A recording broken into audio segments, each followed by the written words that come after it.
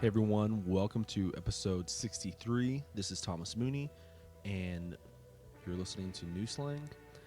This episode right here, I am joined by two of the finest songwriters Lubbock has produced, Brandon Adams and Ross Cooper. Both have been really integral to what the modern sound of what Lubbock is. They're as sure bets as like anyone you'll ever be told to listen to.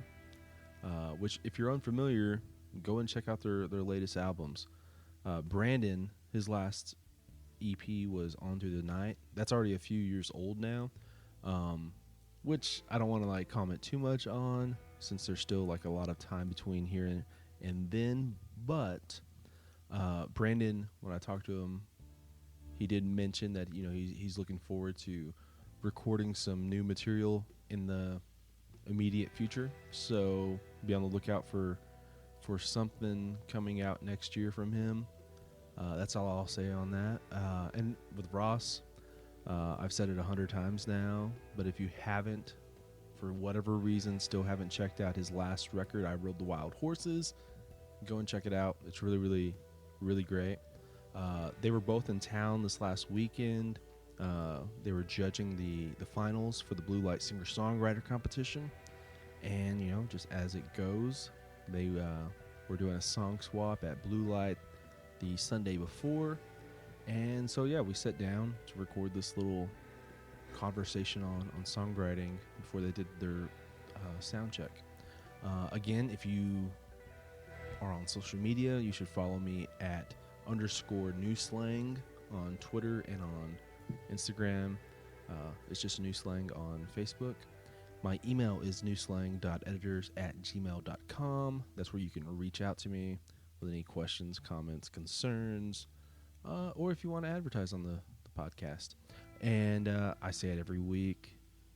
5-star review on iTunes, please. Write a review. Share it with all your friends, family, that kind of good stuff. So, okay. Here is Ross Cooper and Brandon Adams talking about songs and writing and songwriting.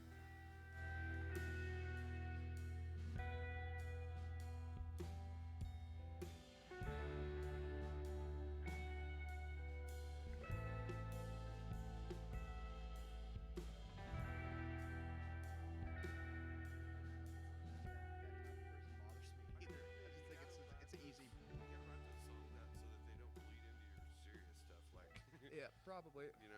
Well, that's the thing. I honestly don't have any problem with that, but it's just kind of funny. Poke fun. Okay, see, that's the... Are we starting? Yeah, we've already started. Oh, fuck. I mean, like, I can cut all this Yeah, part, cut but, all that off. But I do think, like, people don't... They can't take the joke anymore. Like, you can still like somebody and poke fun Sure. at what their image or whatever. Some of that shit, people, they just take straight to heart, though. Yeah. Yeah. Let's officially start so I don't shit all over Midland. Do you do the intro like, "Hey everybody, welcome to the new"? There we go. Slang"? That's what I was waiting on. I do. Well, I don't do that here. I'll do that at home. Oh, gotcha. Because You'd think we'd know that kind of stuff. yeah, no don't. shit, right? No, I've gotten now. Like at the very beginning, I would always just ramble on, but now like I write it out, and I figure I can do it like in one take versus cutting it up or anything. Right. How I used to do. So I just do it all at home now. Yeah. But I write it all out just to stay on point. And Yeah. Yeah. Mr. How many cuts this year did you say earlier? 4? Can we start out with Mirror Mirror? Yeah, if you want to. Yeah. You've played it live, haven't you? I've only played it live probably 2 times. I think I've heard you play it once. So Yeah, or at least. Randall does such a good job with it. I feel like a chump getting up there and crooning. The country crooner. Country crooner. Hey man, Randall King is good. Yeah, No, dude. yeah. I mean, You can sing anything. yeah. All the 806ers I think are solid bunch of riders. Ross here too. He's one of Brandon the here. best. No. Yes. Oh, we're just gonna sit here all day and. No, hey man, I really No, fuck man, with you. you're No, you're awesome. good. No, you're you're good. But no, mirror, that was cool. You were saying, you know, all these 806ers, but I think we can all agree, like, Randall probably has, like, the best voice. I don't want to go saying that kind of stuff, but I think maybe he's I got mean, the... I think it depends on what you're singing. yeah, and what your flavor is too. I mean, if they were singing each other's songs, that came up in one of those conversations we were having out there. It's like, what if we just all went and started recording each other's songs? What would you play? You know, and Yeah. everybody kind of jumped on Shafter's music. Like, I want to play Seawall. Like, no, I want to play Seawall.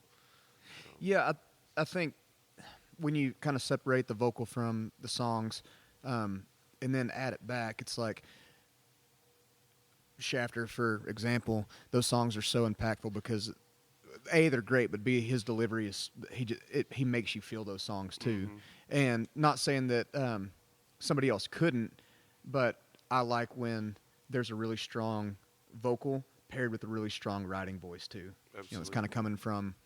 That's the type of stuff that really pulls it out of you. When you start thinking of guys that are at the top, you know, the top echelon of songwriting, when you think of guys like John Prine and like, you know, I love Tom Waits, or, you know, everybody always talks about Guy Clark and Towns. You can't have a songwriting conversation without mentioning them, but there's something that's really impactful about those vocals singing those songs. Yeah, too. I think that's where Randall has like why he's so strong.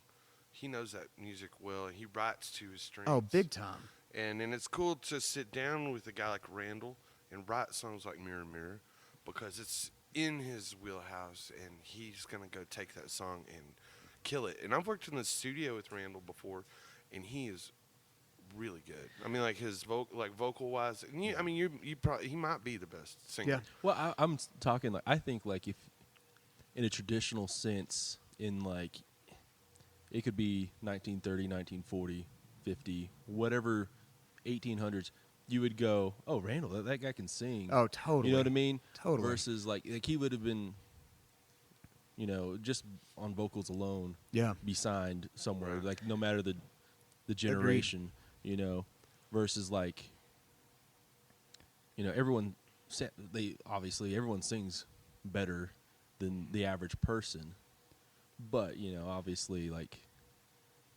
Randall could be singing Sinatra cuts. Totally. You know, even We- though, like, you know what I'm If saying. that's what he wanted, Yeah. Yeah. he could definitely. We wrote a song in Nashville a few months ago that I think that they'd pitched, and wrote the song. The song was really cool, and I built a demo, and I sang a scratch on it because I was wanting Randall to sing it, and I sent him and his manager what I had, and they're like, "Yeah, this is cool." And I was like, "I want Randall in on singing it." I was like, Randall's vocal on that song will sell the song way better than mine would have, you know.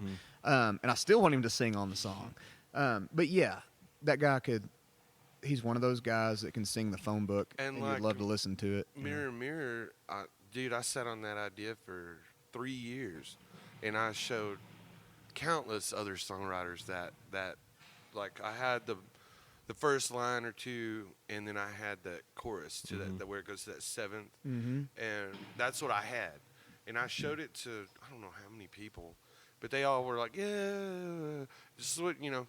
But Randall, though, he's like, "That's my stuff right there." So It kind of reminds me of the era of George Strait when he was cutting songs like, what was that song? "She Loves Me, but she doesn't. My baby loves me, but she don't like me anymore," or whatever. It's kind of that era. That's what it reminds me. It's the same. It's kind of that same type of vocal too. It's great, man. yeah, It's a it was strong cut, originally dude. an idea for Danny Sadra. Oh, that would have been cool too. Yeah, well, that's why you hear the Merle thing in there and everything, because he's like the Merle guy, you know. Right. Yeah. And he, Yeah. you know, it's hard to. He's a pin Chick-fil-A Danny. guy now. Yeah, he's a Chick-fil-A. It's crazy. Chicken man. Yeah. Yeah, okay, on the Danny thing, the Chick-fil-A stuff, it's it would only happen to Danny. Like, Yeah. Yeah. Totally. they wouldn't have given a shit about, like, our change. You know, Right. we Yeah. have so many Danny Sadra stories now. Like, the whole world can see our Right. our Danny that we know. The funny thing is the other dude in that ad, the cashier. His Danny impression is really good too. Everybody's got a Danny. He's like, so Danny came up and was like, "Well, hey man." Yeah, in that commercial too that they did together, like when Danny started talking, you could see him just laughing. Like, the same laugh that we all make when Danny starts talking. Yep. Yep. It speaks so highly of what a good dude Danny is. No kidding. If they didn't give Danny, though, well, both of them, if they didn't give him a golden Chick-fil-A card, with free Chick-fil-A for the rest of their life, something's the matter. Yeah. Those two can open Chick-fil-A on Sunday. Like, Yeah. you know what I mean? Like, yeah, exactly. Yeah. There's going to be people that will be a line around the building. We just came for the story and maybe a 8-piece. Yeah. Your change is safe. For sure. Going back to Shafter. Obviously, he's got a new record coming out. Yeah. You sent us that link of it. Yeah. What do you guys think? I think it's awesome. I love it. Yeah. You mentioned how, to me, of a lot of the guys we know, he's one of those guys who is very specific on, you can only hear him singing that song, like you had kind of mentioned. Yeah. There's a lot of words that he'll use, you go, I can't hear anyone else mention that, Yeah. one of those songs on that new record, he mentions like The Wire in that song Baltimore. Mm-hmm. Yeah. And it's like, yeah, the only person who would mention anything about The Wire would be Shafter. A lot of language like that. What an interesting guy. Yeah, he's great. His phrasing, too, I think is pretty specific to him, too. You notice how he doesn't write with anybody at the 806 retreats? Yeah. It's kind of... Oh, he did write with Randall. The first year, him and Randall and Larry Joe Taylor wrote a song, and it was great. It was like half in Spanish. Do you remember that? Yeah. What I remember is, I won't mention the first idea they had. The first idea I actually liked a whole lot. Like, I thought the idea was up there with Mirror Mirror, but they just didn't go down that route. They, pivoted on that idea and went to something else. And they went and cut it. Since it was a song they had written with Larry Joe, he was like, well, now go cut a demo of it. Which is really handy. Yeah. Yeah, no kidding. Shafter, that first year, he had written that part, or that one song, and he had worked on that very first night a song with Dalton. And I don't know if I think that was about it. But you could see him. It was interesting because obviously he, like you mentioned, he doesn't really ride a whole lot with anyone. So like him and working with somebody else was just, you could see him as just like that, the wall, if you're bouncing that tennis ball, you know what I mean? And just giving that feedback and, well, why don't you just try this? Why don't you go the other route? Why don't you go the exact opposite of what you're doing here? And maybe that says more and, all that kind of shit. Yeah. Yeah, that's really handy to have. Big time. That's kind of what I did with Ross earlier today. Yeah, sometimes it's a good point because a lot of the time I think when you kind of get fixed on an idea for a song, you know that most of the pieces are there, and you also are aware enough of the song's not there, that it's lacking something. Sometimes it takes somebody else, and it's really helpful to have somebody else that can point out like, oh, okay, well, when you get here, why don't you, this little pre-chorus, this couplet, why don't you make it a triplet or whatever, or not triplet, yeah, basically, instead of playing it twice, play it 3 times, and then you create more, like today, it's like, there's a part in the song where it's like, why don't you play this little riff 3 times, because then you create more space to allow yourself to say really what you want to say and set up that chorus, and it's kind of helping yourself get out of your own way and a lot of, you know what I mean, and getting out of the way you think about songs. That's why I love co-writing. I know a lot of people hate it, and that's a kind of a conversation It's a whole nother conversation. a whole other conversation. I like it too because, if you write songs long enough, you end up writing the same shit over and over, or structurally it could be the same, or your phrasing might be the same, and having another guy just come in and be like, why don't you just, instead of singing it like this, why don't you sing it, kind of think of it backwards or something, and it's just kind of cool to have that, like you were saying, bounce off the wall, get that Yeah. feedback. Well, and I think that there's a lot of times where you're really, you feel inspired, and you might crank out one by yourself in 15 minutes Mhm. that nobody else could have written. That song is your song, and for me, it's trying to kind of tap into that more, but also being pretty realistic when I'm not tapping into that, of either putting down the guitar or getting somebody to help me with, bring that idea to a co-write. Um, I think probably that most songwriters, I would love to write every song by, that I have by myself, but I just, and maybe I could, and I know like I was, it's that whole Shafter thing, like that. How do you know you couldn't have written it better by yourself? Well, on a lot of mine, I'm like, I've put in hours and hours on these songs that if I don't bring them into a co-write, I get so frustrated that I won't touch them again. And that doesn't mean that the idea sucks. It means that I feel like at a point that I'm You've beating a dead exhausted. horse. Yeah.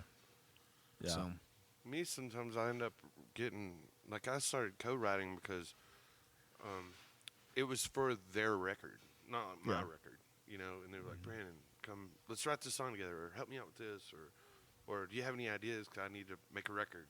And that's where that started for me, and I kind of got hooked on it because people started putting them on records. I think you're one of the first people I ever co-wrote with. Would that be Static? Yeah. Or which one? Yeah. I mean, I'd done a couple of co-writes before then, but that was 9 years ago Yeah. when we wrote that. And when I do acoustic shows, I still play it out. I still think I think it's one of my favorite songs to play. I think I still Tom, remember that writing day. we went to was it Richardson where we went? Rock something. We Rock went to this Bridge, little Rockport? town. Rock, yeah, something started. Yeah, Not far from College Station. Right. It was like an hour away or something. We drove over. Brandon was doing a radio tour, and he was coming through College Station. He was staying at the house, and he was like, "I got to go to this town. You want to jump in?" So we did, and we get there, and it's a small town. And the radio station, the hard drive had completely crashed, and it was in a situation where they didn't have anything backed up. They didn't really even have anything. They couldn't do anything, and they didn't really have a lot of CDs either. Like they're kind of like well screwed. Yeah. And so they'd had like dead air for like a day. Like Yeah, it was a whole day. Jeez. and so And we got in this deep conversation with the I guess he's the program PD, manager, yeah. the program director, and he had cancer or something. Like he was having a bad day. Yeah. And he was kind of going off on the big, what is it, Clear Channel, or whoever the Mhm. big radio whatever is, and how it's encroaching on the smaller stations. It's Like pretty- that old deal, but yeah, it's pretty obvious that he had felt like, and I'm sure there's a ton of truth to it too, that radio it was important for that radio station to be running for the town, Right. because it can kind of whether a town's dying or growing or whatever, like when your listeners are pretty germane to that radio, like that that Well, radio they station. listen to it for the weather, for like That's right. anything local going on, the food drives for the Yep. school or whatever. Yeah. And so we stayed there longer than we would have had you done the interview. Honestly, we stayed Like there a for couple like of hours. yeah, I think, like or 2 longer. something hours, and then we were just kind of talking about it. We were like, man, it's kind of like it's kind of sad. We hope they get that kind of back up and run. We got back to College Station and had the idea for Static, and that was a fun ride. I still remember it pretty specifically. Yeah, me you know? too. Which is cool. That's kind of a good testament to. I think when writes are really well or go really well, I can remember basically every second of them. Yeah. You know. Yeah, that's true. Like one of the funnest rides I had, you were there, Thomas, the one with Will Green at the 806. That's Mhm. one of the funnest little writing sessions I think I've ever had, just because we were just standing there around a cooler just drinking and Mm-hmm. knocking the song out. But, like there's a handful of people that are exciting to write with. And Ross is definitely one of those guys. Well, Brandon's one of those guys. Will Green is one of those guys. Yeah.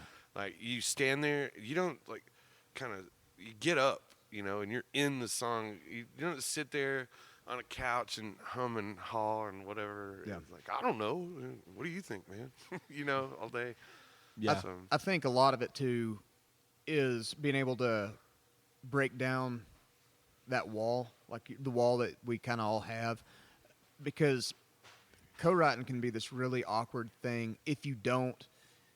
Basically, you have to be willing to maybe get in a room with somebody that you've known for 5 minutes and tell them your deepest and darkest shit sometimes. And it's like, that's pretty unnerving. You Or know? say something that you think this guy's going to think I'm a dumbass. you Yeah. know? Well, and then, if somebody's in it with you, it's being able to, that strength is being able to take that of like, oh my God, I'm going to sound like an idiot. And that other person being like, okay, yeah, see, I like that thought. Let's run with that, but let's say it this way, Yeah.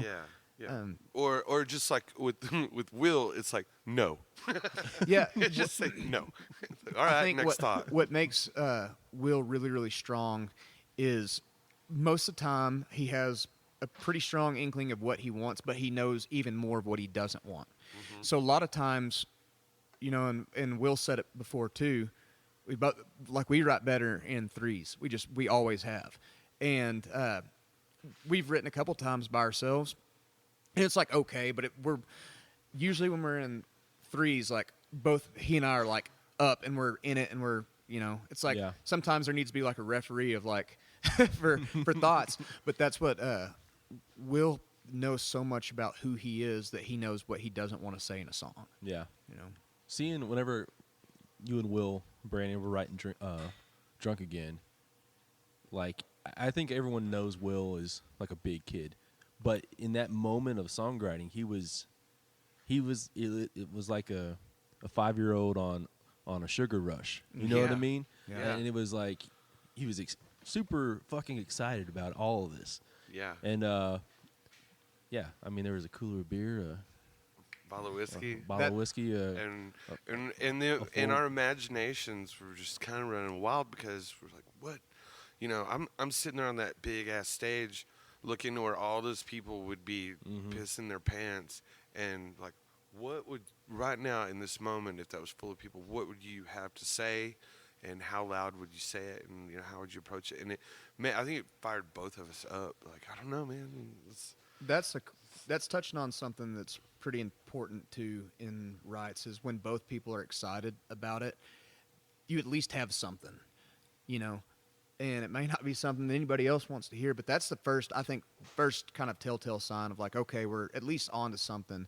If you have 2 or 3 people in the room or however many people, and everybody can be like, kind of high-fiving and like, it's almost kind of like that, a little adrenaline rush, because Brandon might spit out a line and then it feeds, it just feeds it. And then you get going and then you're excited about it. And then if you can leave it right, being really excited about what you've done, I think that is like that, and being able to get home and wanting to listen to it, 500 different times on your voice memo. 500 times. Yeah. I've been there. Hell, we're like 4 for 4 of songs I'm excited about. Me and you? Or 5 for 5, yeah. We have Star Catching Contraption. Oh. I love that one. That'll be on the next That record. was a fun ride, too. I love that one. We worked really hard on a song that it was okay, Right, yeah. And then we got back to the house where we could just kind of relax. And then Star Catching Contraption was like, that was an hour-long ride. Maybe. Yeah. Maybe. We just sat on the porch and ripped cigs and, or I did. Yeah. And then Static and Headed Up the Hill. Headed Up the Hill. That was with Wade Parks, too. That was my favorite dude. Yeah, we've been playing that live. What else? There was another one, wasn't there? Yeah. Oh, then we did one today. Yeah, that one. I'm excited about that one, too. It's a rocker. I got 2 lines on it, man. No, I mean, I had this idea, and the song's not really reinventing the wheel or anything, and it's just kind of a rock and roll song, but I like it. And so I was writing with Ron Colwell, and he brought something else to it, and then it was still like there's just something that it didn't feel like it was there yet, and I knew Brandon would get it, and that took 45 minutes or whatever. Still got to tell Ryan that you're on the song too, which you wouldn't give a shit anyway. But that's one that I'm excited about for sure. I'm excited about it just because he doesn't know it, but I got to write a song with Ryan Colwell too. Yeah. I'm a fan. Me too. And personally, I'm a fan of Ryan. I think he's a really cool guy. I am too. Yeah. Big time. He's when I first met him, it was just over social media stuff, and Yeah. then you start, oh, you're from the Panhandle, you're from Perryton, which is not unlike Fort Stockton or any Yeah. small town in Texas, and you can tell like he's just a well thought out guy. But like Yeah. what I always love too when you're talking to him, he'll always throw out, I mean, well, I don't know. I mean, he always like second guesses himself, and you're like, no, what you said right there was fucking genius. Like, When he had the first time I'd met him is when y'all come to the house in Yeah. Nashville, and y'all were going to do a podcast there. And Ryan showed up at the house. I'd never met him before, and knew a little bit about that last record. And he showed up, and he'd been like he was kind of already partying. Yeah. And what I didn't know is how close to moving back home that he was. yeah, And it's funny to look back now. He's a good friend of mine, and I love his songwriting. But when he came to my house, I was like, "What is going on here? This is it's like 6 o'clock in the afternoon, and this is the party." yeah, he had a plastic like a bag you'd get from a grocery store, or convenience store with like four like a 6-pack of Tecate or something, Yeah. like just Yeah. half of them drunk, and Yeah. My kind That of was funny, man. my kind of songwriter, man. Yeah. I was gonna ask though, that high that you get off of when you finish a song, how does that compare to the high off of getting off like a really great stage, a great show? Like, what is there? It's like it's two different things Yeah. for me. Mm-hmm. To me, it's like when you play a really good show. We were talking about that earlier. You know, like when a show kind of couldn't have gone better. It's kind of, for me, it's more of like a big exhale and a big sigh of like, that felt really good. Now I feel like I can really relax, and I have such a good time playing, and I love being on the stage. I love, being behind a band, and just I love that feeling. But I like the feeling even more of feeling like we had a really great set and the crowd was really into it, and then it's like, okay, we did a job, Yeah. But the songwriting, it's like kind of this. It's the creating side, where you just created something that didn't exist before, and that you're really excited about it. And then I think part of that too is the older I get, the more I'm realize that it's not super healthy for me to listen to that voice memo 100 times, because then Right. then it's like I listen to it because I'm excited about it. Then the next day I'm like, I start shooting holes in it, Mm-hmm. and that can sometimes be, I think a good writer edits, but I think there's a point to Yeah. where when you're riding that idea and you're really excited about it then, and it feels complete, then let it be what it is. Sometimes know Yeah. when to say, quit, or not, when to say done. For me, man, it's like the show thing. It's as soon as that's over, you like that, like, oh, thank God that went, just like you wanted it to go. Whew. And then you go, everything's great the rest of the night. The next day you wake up, and it's over. That's gone. That's in the past. Yeah. But you can still listen to that song you wrote yesterday. Yeah. And time. and get some gratification. I'm like, man, it just seems to linger longer than a good show. Yeah. Because I can Yeah. always go back and listen to that song, and in that moment in time, and just pull it up and be like, there it is. Yeah. And if you're proud of it, Yeah, then there's that sensation. I think probably though too, it's probably a pretty subjective answer, because Yeah. I'd wager to bet that there's a lot of people that put more stock into the artist side than the songwriting side, and to me, and that's one cool thing about Texas and Lubbock specifically, is I didn't really grow up with, like, those things were always kind of almost mutually exclusive, to where you were a songwriter and an artist, and then you get to a place like Nashville, where oddly enough there exists a pocket of people that think that it needs to be one or the other. Yeah. And it's kind of strange. But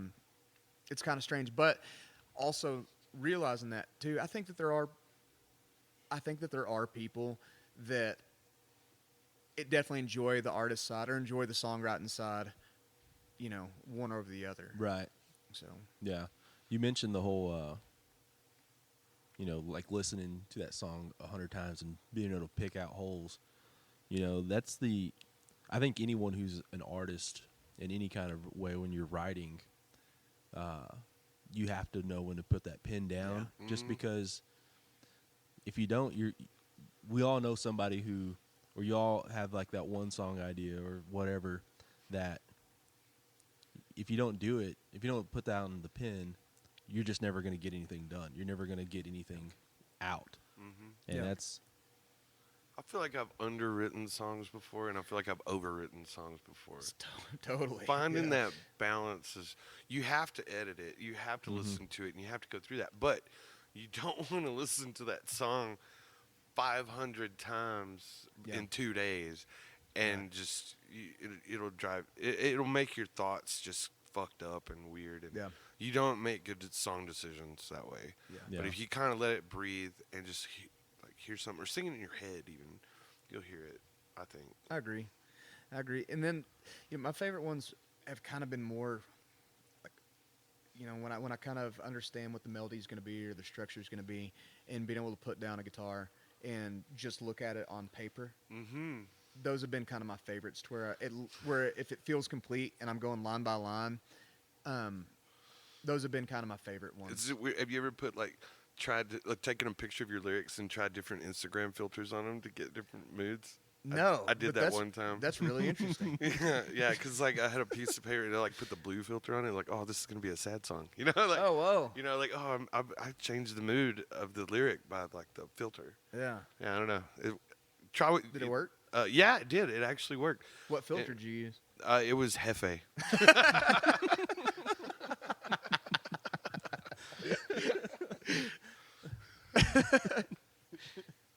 Have I heard the song? No. No. Are you gonna play it tonight? I hope so. Cool. Will you let me know that that's the? I will. thing? I'll give you a heads Cool. up. But you got to try. There's no wrong way or right way to write songs. Yeah. Ultimately, it's just you and your imagination, and you don't even need a guitar. Yeah. Yeah. It's just you and whatever you can dream up, yeah. and use whatever you can to get that. That's like, and I wanted to say something. We were talking about the high you get when you're excited about the song in the writing session, and you come out of it like, man, okay, I'm so fired up. That was such a good song, and the writing part of it was so fun, and but there's this whole other side to it that I know Ross knows really well, and I know too, is that when you don't get excited in a writing session, and that energy is not there at all, Mm-hmm. but you have to finish this song. Yeah. Like Yeah. that right there to me is where the real professionalism and craftsmanship of songwriting comes in. Sometimes I it think. becomes such a war of attrition where it's just you're like, we got to get this done, but this is killing me. Killing you know? me. I mean, man, the only song that I've ever had, like a big hold on that's on the record, it was a 6-hour write, and it was one of those that I felt like I was not strong that day Mhm. at all. I wrote it with Benji Davis, he's a great songwriter. He He did some on Will's yeah, record too. and when he produced Well, he Will's produced it. record, but we wrote that song. I was like, I apologized to him after we wrote it. I was like, man, I'm sorry. Like we got something. I'm sorry. I just didn't. I don't feel like I was on my A game. And I remember like him looking at me and being like, what? I think it's a pretty cool song, man. Like, what are you talking about? And then we demoed it. It got put on hold, and I was like, Oh. and then for a long time, but that connotation of that, just my attitude kind of in it, like for a long time I wasn't excited about the song Mhm. because I could not see the song. All I was feeling and seeing was a 6-hour write where I felt like I wasn't on my game Mhm. at all. You're brain fried Brain and fried. everything. So every time I'd play the song, I was just kind of in my head. I'm like, oh, this is that 6-hour song that I just felt like I had to put it down. And honestly, because it was a long time before we demoed it, I had to put it down for like 2 months and not listen to it, and then come back to it. And I was like, okay, yeah, all right, I think that this is pretty neat, yeah. It's that you got to give those the space that you give the other ones. Mm-hmm. And sometimes, I think it's worth noting that sometimes it's pretty healthy to finish songs and knowing that they're going to be turds. You know, seriously, it's like writing anything else,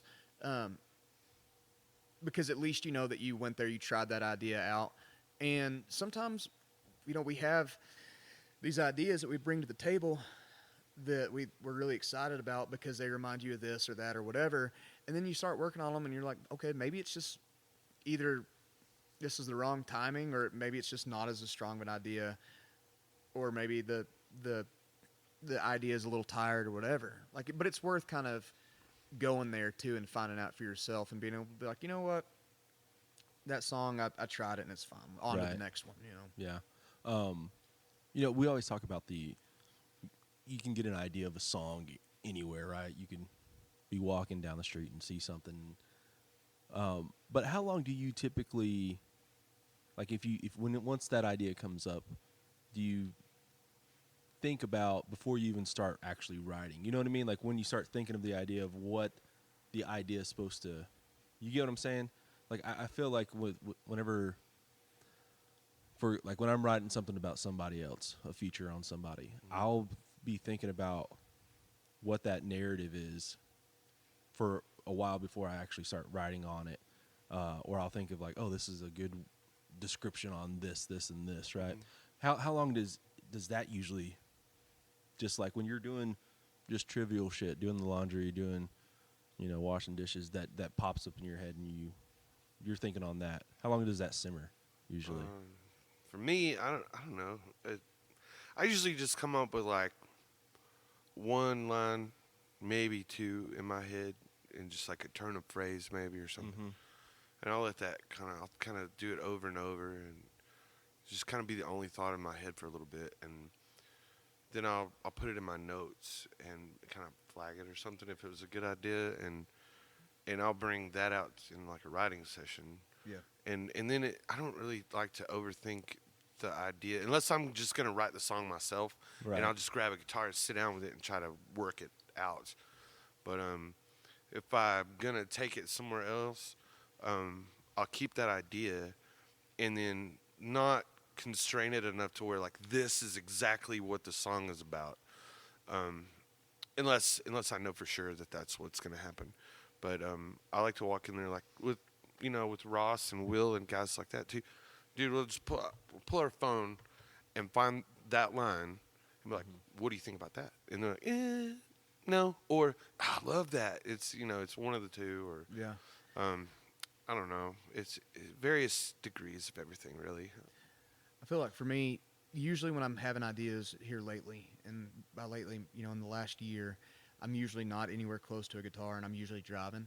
So I pull up my notes, and then if I kind of like sit on the idea for a second, try to kind of think it out, and sometimes it's like you say, it's not fully thought out. It might be a line or a hook. I feel like, or just even like a theme. Well, here lately it's been more thematic, and then I usually try to like do a couple sentences about like how I'm feeling. You know what I mean? Because I've done it before to where like I'll have a title, and then I'll pull it up and write, and I'm like, what the hell does that mean? You know? So I've been trying to get to where it's like, okay, you know, whatever, you know, a table. If the title is a table, we'll write where the table, you know, just try to explain out a little bit more. So when I do revisit it, I know, you know, I can kind of bring myself a little bit, but you know, back to that instead of it just be a title where I just, you know, it's like, is that my shopping list or is that a title of a song? But that's kind of mine, to where I want to try to flesh out what I think about that idea, and then so I'll kind of, when I do go to flesh it out, whether it be by myself or with somebody else, I kind of have at least a little idea to back it up, support it. Yeah. I remember Jamie Lynn Wilson one time mentioned she had like taken a photo of an image that she wanted to write about, and like it ended up becoming a song, and then from that point on she was like, I think I want to just take photos. I don't know if she's done it or not, but you know what I mean? Like, because I feel like that has to be a better image than you going, Yeah. oh, what the hell is this supposed to mean? Right. Yeah. Let's say there's no right Right, or wrong yeah, way to do yeah. it. You'll take whatever you can get. I use Instagram filters. You know, Yeah. like That's the you gotta- first you time gotta I've do ever what heard you gotta anybody do. doing that, and I think that's incredible. I think it's awesome. I went to the store and bought one of those big ass steels with all the crayons, with like the 300 colors. And I just All the started made-up like, color names. yeah, yeah. And I just did this recently, and I just recently started writing down my lyrics too. Like I've never written down any lyrics for anything, and I just try because if I can't remember them, I feel like the song's not worth it anyway. So, but that's me. I'm weird, but I finally started writing them down, and I started coloring my writing sheets with the different colored crayons. And for whatever reason, like I would think about the song while I'm just drawing little stick figures out of crayons. I'll do whatever I got to do. Yeah, no, like that's awesome. to get some sort of, something in my mind to help the song out. We've talked about this before too, because I think a lot of times, or a couple times for sure, I know we didn't write static down, because I was the same way of like thinking about like, oh, okay, if you can't remember it, if you can't remember the verse, then it's not worth, the song's not worth writing or whatever. At the same time, too, it's like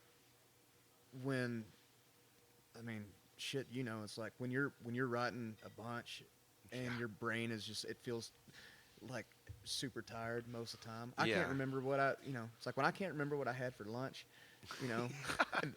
That's when you start writing everything down. I used to not write anything down. Now I absolutely have to. Or I'll pull up the voice memos, and I'll just kind of like sing a line or whatever. Voice memos are the best thing ever happened to songwriting, Yeah, I think. oh, big time. But it's crazy because I've gone back and like listened to it'll say like new recording and the date or whatever, or new recording 57 or whatever, whatever it I says know, in the I voice have like memos. 7 on my phone that just says Ross. But I'll go back and listen to that, like these little 10-second long trash, whatever it is, and I'm like, when the hell did I do that? I don't remember where I was when I sang that. It's usually like you can hear I'm driving and it's like in the background and it's singing some melody of some words. I don't remember doing that, but I'm glad I have it, I guess, Yeah, I know what you mean. Yeah, that's the thing is like the whole voice. Everyone mentions voice memos, but you always go like, did thinking about like McCartney or Lennon having their phone out and like, Right. They would have if they had them. yeah. They totally would have. But it's a funny image of Imagine or if Mozart or something, if you think a little past that too, think of like if Roger Miller would have had a voice memo and he was still cutting songs like Can't Roller Skate in a Buffalo Herd. What crazy shit would have ended up on records had he been like, I have this voice memo of this, and I'm going to pull this up, and I'm going to write a song about parakeets today. Documented all his crazy ideas. Oh, that would be awesome. That would have been insane. Yeah. Did you guys know that Roger Miller was a firefighter up in Amarillo? No. Yeah, go look on his Wikipedia page. He Wow. was. What I heard was like he got fired fire happened. He slept through the fire, which is kind of like That would probably do it. No, that's- And sounds like a musician. yeah, yeah. that's awesome, man. Yeah. Well, you guys want to go get a drink? Yes. Sure. You think Sure. Furless is open on Sundays? No. Well, yeah. Thanks for coming on. Thank you, Thomas. Thank Yeah. you, Thomas. Thank you.